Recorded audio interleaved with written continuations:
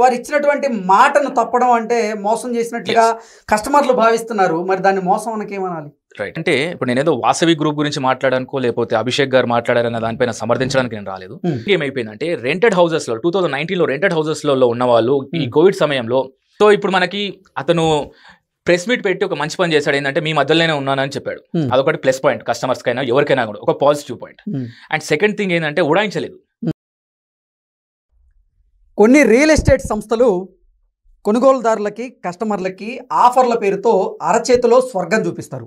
ఆ తర్వాత వారిని మోసం చేస్తూ ఉంటారు. అటువంటి ఘటనలు హైదరాబాద్ పరిధిగా నిజంగా ఈ మధ్యకాలంలో ఎన్నో చూసాం. కోకొల్లలుగా అంటే రోజుకొక కేసు ఇలాంటివి వస్తూనే ఉన్నాయి. రీసెంట్గా వాసవి గ్రూప్ చేసినటువంటి కొన్ని మోసాలు కూడా వెలుగులోకి వచ్చాయి. వారు కస్టమర్స్ దగ్గర నుంచి డబ్బులు తీసుకోవడం, ఇన్ టైంలో మీకు మీ ఫ్లాట్స్ని అందజేస్తామంటూ మాట ఇచ్చి తర్వాత మాట తప్పారు అంటూ కొంతమంది కస్టమర్స్ అయితే వారి మీద ఫిర్యాదు చేసినటువంటి నేపథ్యంలో అసలు కస్టమర్కి ఇన్ టైంలో ఫ్లాట్స్ ఇవ్వలేకపోవడానికి గల కారణం ఏంటి, అసలు ఏం జరుగుతుంది, ప్రస్తుతం రియల్ ఎస్టేట్ మార్కెట్ పరిస్థితి ఏంటి అనేది మనం పూర్తి స్థాయిలో విశ్లేషణ చేసుకుందాం. లోకల్ ప్రోడక్ట్ డెవలప్మెంట్ కార్పొరేషన్ వ్యవస్థాపకులు అయినటువంటి భరత్ గారు మనతో ఉన్నారు. వారితో మనం మాట్లాడదాం. భరత్ గారు హాయ్ అండి. నమస్తే అండి. కొన్ని రియల్ ఎస్టేట్ కంపెనీలు కొనుగోలుదారులకు కానీ కస్టమర్లకు కానీ ఆఫర్ల పేరుతో అరచేతిలో స్వర్గం చూపిస్తున్నారు, తర్వాత మోసం చేస్తూ ఉన్నారు. ఫర్ ఎగ్జాంపుల్ వాసవి గ్రూప్ నిజంగా కస్టమర్లకి మీకు ఇన్ టైంలో మేము ఫ్లాట్స్ అందిస్తాము పూర్తి చేసి అని చెప్పి వారి దగ్గర నుంచి 85% డబ్బులు తీసుకొని తర్వాత ఇన్ టైంలో అందించకపోవడంతో కొంతమంది కస్టమర్లు అయితే రోడ్డు ఎక్కి నిరసన తెలియజేస్తూ ఆ సంస్థ మీద కూడా పోలీసులకి ఫిర్యాదు చేశారు. ఏంటి అసలు ఆ పరిస్థితి ఎందుకు వస్తుంది? ప్రస్తుతం రియల్ ఎస్టేట్ మార్కెట్ ఎలా ఉంది ఇక్కడ అంటే ఏం చెప్తారు? ఫస్ట్ ఆఫ్ ఆల్ అండి, వాసవి గ్రూప్ అనేది ఒక పెద్ద సంస్థ అండి, చిన్న సంస్థ కాదు. 1994లో స్థాపించబడ్డ సంస్థ. కంటోన్మెంట్ ఏరియా లాంటి ప్లేసెస్లో చాలా కన్స్ట్రక్షన్స్ చేశారు. మంచి బ్యాక్గ్రౌండ్ ఉన్నటువంటి సంస్థ. సో అంత ఈజీగా మనము మోసం చేశారని మాత్రం అనలేము. కానీ మనం వాస్తవాలను ఒకసారి గమనించాలండి. అంటే ఇన్ టైంకి ప్రాజెక్ట్ సిద్ధం చేసి మేము మీకు ఇస్తాము అంటే కస్టమర్లు కూడా దానికి తగ్గట్టుగా షెడ్యూల్ వేసుకుంటారు కదా, ప్లాన్స్ వేసుకుంటారు కదా. మరి వారు ఇచ్చినటువంటి మాటను తప్పడం అంటే మోసం చేసినట్లుగా కస్టమర్లు భావిస్తున్నారు. మరి దాన్ని మోసం అనకి ఏమనాలి? రైట్ అండి. కొద్దిగా మనం వాస్తవాలు కూడా గమనించుకోవాల్సింది ఏంటంటే ఇప్పుడు నేనేదో వాసవి గ్రూప్ గురించి మాట్లాడానుకో లేకపోతే అభిషేక్ గారు మాట్లాడారన్న దానిపైన సమర్థించడానికి నేను రాలేదు. ముఖ్యంగా ఏంటంటే మనము వాస్తవాలు గమనించాలన్న విషయం ఎందుకు చెప్తున్నానంటే మనకి 2019 నుంచి 2022 వరకు మహమ్మారి కోవిడ్ అనేది ప్రపంచాన్ని వణికించింది. ఆ టైంలో ఏమైపోయిందంటే మ్యాక్సిమం బిల్డర్స్ అందరూ కూడా ప్రాజెక్టులు స్టార్ట్ చేసిన వాళ్ళకు ప్రీ లాంచ్ ఆఫర్ పేరిట మనకి కస్టమర్స్ని అట్రాక్ట్ చేసే విధంగా వాళ్ళు ప్రైసెస్ పెట్టారు. ఆలోచించకుండా ప్రైసెస్ పెట్టారు. మీరు మ్యాక్సిమం మీరు చూడండి, మీరు అప్పుడు ఉన్నటువంటి ప్రైసెస్ అప్పుడు ఉన్నటువంటి రేట్స్ కానివ్వండి, ఆలోచించకుండా ప్రైస్ పెట్టడం అంటే కస్టమర్ ని ఆకట్టుకోగలగడం ఇదంతా మోసంలో భాగం కాదంటారా? వాళ్ళకి తెలియదా? అయితే ఈ మహమ్మారి అంటే మాక్సిమం ఏమైపోయిందంటే అండి, ఇక్కడ బిల్డర్స్ కి సంబంధించినటువంటి విషయానికి వచ్చేసరికి ఏమైపోతుంది అంటే ఇక్కడ వర్కర్స్ తో డీల్ చేస్తారు. ఎలాగైతే రైతు కదా నాగలి మన ఏమంటారు కొడవలి మరియు నాగలి ఎలా పట్టుకుంటాడు, బిల్డర్ అనేవాడు ఎలా ఉంటుందంటే తాపి గంప పట్టుకోవాల్సినటువంటి పరిస్థితి. ఇద్దరు పరిస్థితి సేమేనండి. వాతావరణం కూడా డిపెండ్ అవుతుంది ఒక్కొక్కసారి. నేను ఈ విషయాన్ని మీకు ఎందుకు చెప్తున్నానంటే మీరు ఒక్కసారి అప్పుడు గమనించినట్టయితే మన దగ్గర మాక్సిమం మీరు ఏ బిల్డర్ దగ్గరకైనా వెళ్ళండి, లోకల్ వాళ్ళు ఉండరండి, వర్కర్స్ మాక్సిమం కూడా హైర్ చేసుకుంటారు. ఎందుకంటే ఇన్ టైంలో వర్క్ ఇవ్వాలి అని అంటే బయట వాళ్ళు అయితేనే కరెక్ట్గా, ఎందుకంటే టైంకి వచ్చేసి చేయడం వల్ల ఇలా ఉంటుంది. కాబట్టి ఎంత పెద్ద బిల్డర్ దగ్గర అయినా కానీ కూడా మీకు మాక్సిమం బీహార్ కానివ్వండి, జార్ఖండ్ ఇలా డిఫరెంట్ ప్లేసెస్ నుంచి వలస కూలీలు వచ్చేసి వర్క్ చేస్తుంటారు. సో ఇలాంటి సమయంలో ఏమైపోయిందంటే కోవిడ్ అనే పాండమిక్ అనేది నేను ఎందుకు చెప్తున్నానంటే ఆ సమయంలో ఒక 6 months కంప్లీట్గా మహమ్మారి కోవిడ్ మనం ఒకరు చూసుకోకపోవడం కూడా మనం చూసినటువంటి సందర్భాలు ఉన్నాయి. సో ఈ లేబర్ అంతా కూడా వెళ్ళిపోయిందండి. అప్పుడు లేబర్ కాస్ట్ ఒకలాగా ఉండే మళ్ళీ వాళ్ళని రప్పించడానికి డబుల్ ద కాస్ట్ పే చేసి లేబర్ని రప్పించవలసి వచ్చినటువంటి పరిస్థితి వచ్చింది. సో ఎందుకు డబుల్ కాస్ట్ పెట్టాల్సి వచ్చింది? ఎందుకంటే కోవిడ్ సమయంలో పనులు లేక లేబర్ కూడా ఎన్నో ఇబ్బందులు ఎదుర్కొన్నారు కదా, మరి డబుల్ ఇవ్వాల్సినటువంటి పరిస్థితి ఎందుకంటే రావాలంటే అండి అంత దూరం నుంచి రావాలంటే వర్కర్స్ కానివ్వండి, వర్కర్స్ షార్టేజ్ అనేది మెయిన్ గా కనిపించింది మనకు. ఆ 2021లో 2022లో వర్కర్ షార్టేజ్ అనేది మెయిన్ గా కనిపించింది. అండ్ ఎట్లా అంటే ఒక బిల్డర్కి ఎలా ఉంటుందంటే మామూలుగా ఇన్ జనరల్ గా అటు కస్టమర్స్ ని చూసుకోవాలి, సేల్స్ ని చూసుకోవాలి. ఇప్పుడు ఇంతగా మనం మాట్లాడాడు అభిషేక్ ప్రెస్ మీట్ లో, ఇంకా 600 ఫ్లాట్స్ అన్సోల్డ్ ఉన్నాయి. ప్రాజెక్ట్ స్టార్ట్ అయింది 2019లో, ఇంకా అన్సోల్డ్ ఫ్లాట్స్ ఎన్ని ఉన్నాయి? 600 ఫ్లాట్స్ ఉన్నాయి. 600 ఫ్లాట్స్ ఉంటేనే ఒక బిల్డర్ బయటపడతాడు. సో దీన్ని బేస్ చేసుకునేసి ఏంటంటే ఇన్ టైంలో కన్స్ట్రక్షన్ చేయకపోవడం ఒకటి మెయిన్ రీజన్ అయితే అప్పుడు ఏంటంటే ప్రజలకు మెయిన్గా ఏమైపోయిందంటే రెంటెడ్ హౌసెస్లో 2019లో రెంటెడ్ హౌసెస్లలో ఉన్న వాళ్ళు ఈ కోవిడ్ సమయంలో వాళ్ళు మరణించినప్పుడు ఇంటికి అంటే అద్దె ఇంట్లో ఉన్నప్పుడు ఓనర్స్ వాళ్ళని ఎవరిని కూడా రానివ్వక వెళ్ళలేకపోయారనమాట. ఎగ్జాక్ట్లీ ఆ పాయింట్లో ఏమైపోయిందంటే ప్రతి ఒక్కరు కూడా నాకు ఒక సొంత ఇల్లు ఉండాలి, ఇంత బతికి మనము మన మన మన వాళ్ళ యొక్క పార్థివ దేహాన్ని మన ఇంటి ముందు పెట్టుకోలేకపోతున్నాము, మాకు ఒక సొంత ఇల్లు ఉండాలనే కళని ఎన్కరేజ్ చేసుకున్నారు అని చెప్పలేను. కానీ వాళ్ళ యొక్క కోరికకు ఈ యొక్క రేట్స్ అట్రాక్టివ్గా ఉండేసరికి వాళ్ళు ఇన్వెస్ట్మెంట్ చేశారు. ఎందుకంటే ఇప్పుడు నేను ఇవాళ మాట్లాడుతున్నానంటే మీకు గత కొద్ది రోజులుగా నేను రీబిల్డ్ ఆఫ్ రియల్ ఎస్టేట్ అనే దానిపైన ఎందుకు మాట్లాడుతున్నానంటే ఈ దారి తప్పిన రియల్ ఎస్టేట్ని దారిలో పెట్టే కార్యక్రమమే rebuild of real estate local product development organization చేస్తున్నటువంటి ప్రయత్నం. సో దాంట్లో భాగంగా ఏంటంటే ఇప్పుడు ఇన్వెస్ట్మెంట్ చేసిన వాళ్లకు తగు విధమైనటువంటి న్యాయం అనేది బిల్డర్స్ చేయాల్సినటువంటి పరిస్థితి. ఎందుకంటే మీ బ్రాండ్ నేమ్ ని బేస్ చేసుకొని వాళ్ళు ఇన్వెస్ట్మెంట్ చేశారు. ఎగ్జాక్ట్లీ, అంటే వాసవి గ్రూప్ కి ఒక బ్రాండ్ నేమ్ ఉంది. ఎస్, కానీ మొన్న ఆ కస్టమర్లు ఇచ్చినటువంటి ఫిర్యాదు దెబ్బకి నిజంగా ఆ బ్రాండ్ ఇమేజ్ అనేది కొంత దెబ్బతినేటువంటి అవకాశం ఉంది. ఎందుకంటే 100% వాసవి గ్రూప్ అనేది మోసం చేయదని మొన్నటిదాకా చాలా మంది నమ్మేవారు.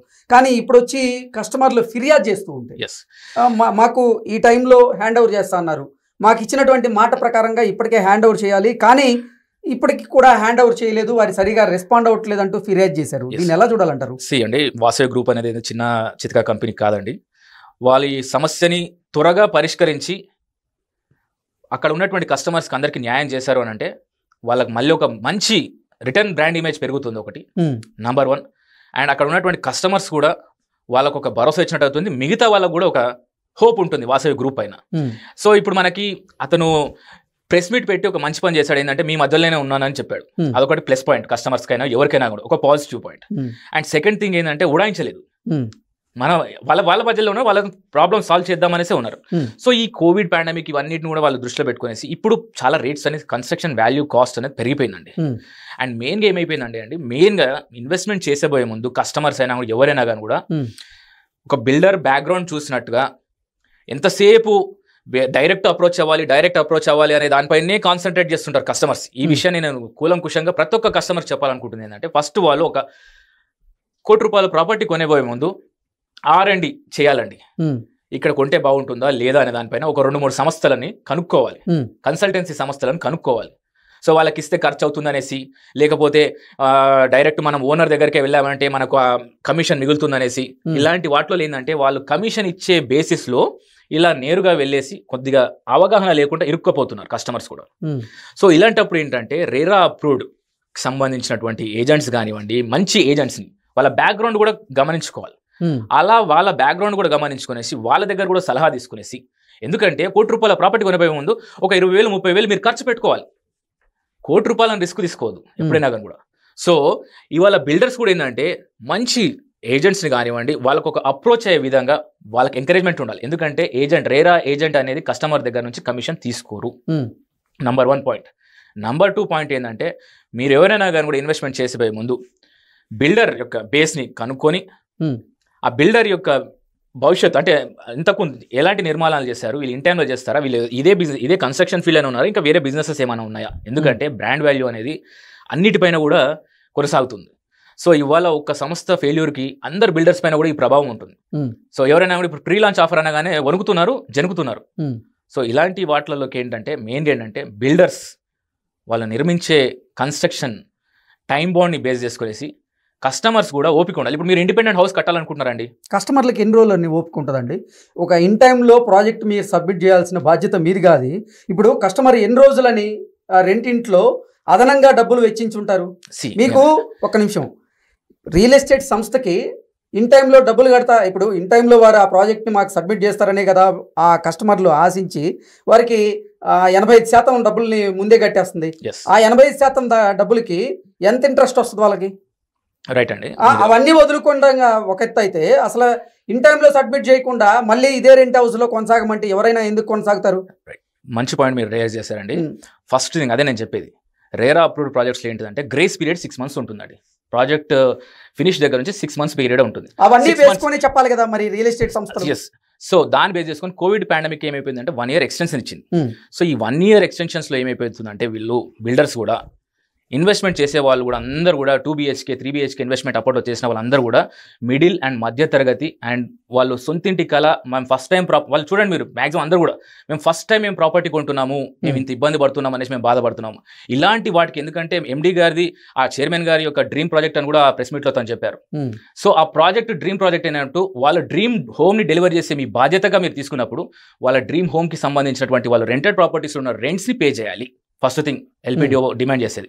ఎందుకంటే తక్షణం వాళ్ళ ప్రాపర్టీస్కి సంబంధించి వాళ్ళకి హ్యాండ్ ఓవర్ ఇచ్చేంత వరకు ఏదో చిన్న చితక అని కాకుండా ఒక గౌరవప్రదమైనటువంటి రెంటల్ వాల్యూస్. ఇవాళ హైదరాబాద్లో మీరు ఎక్కడైనా కూడా 2 BHK హౌస్ రెంట్ తీసుకోవాలనుకుంటే 20,000 మినిమం అవుతుందండి. మంచి ఏరియాలో మీరు తీసుకోవాలనుకుంటే 20,000 మినిమం ఉంటుంది. సో 20,000 అనేది వాళ్ళకి హ్యాండ్ ఓవర్ ఇచ్చేంత వరకు వాళ్ళకి ఇస్తే బాగుంటుందనేసి మేము భావిస్తున్నాం. And at the same time ఏంటంటే కొనబోయే ముందు మీరు 4 విధాలుగా ఇన్వెస్ట్మెంట్ చేసేబోయే ముందు 4 విధాలుగా ఆలోచించి ఇందులో ఇన్వెస్ట్మెంట్ చేస్తే బాగుంటుందా లేదా అనే దానిపైన నలుగురిని కనుక్కొని విచారించి చేయాల్సినటువంటి పద్ధతి కానీ ఇవన్నీ కూడా తెలుసుకోవాల్సింది కస్టమర్సే. ఎందుకంటే ఇన్వెస్ట్మెంట్ చేసిన తర్వాత రోడ్ల మీద పడేసి మనము దిక్కు దివానా లేకుండా ఉండే పరిస్థితికి రావద్దనేసి కోరుకుంటూ లోకల్ ప్రొడక్ట్ డెవలప్మెంట్ ఆర్గనైజేషన్ మంచి ప్రాజెక్ట్స్లలో కస్టమర్స్ని తెలుసుకొని వాళ్ళు ఇన్వెస్ట్మెంట్ చేయాలని కోరుకుంటుందండి. Okay, thank you. Thank you అండి.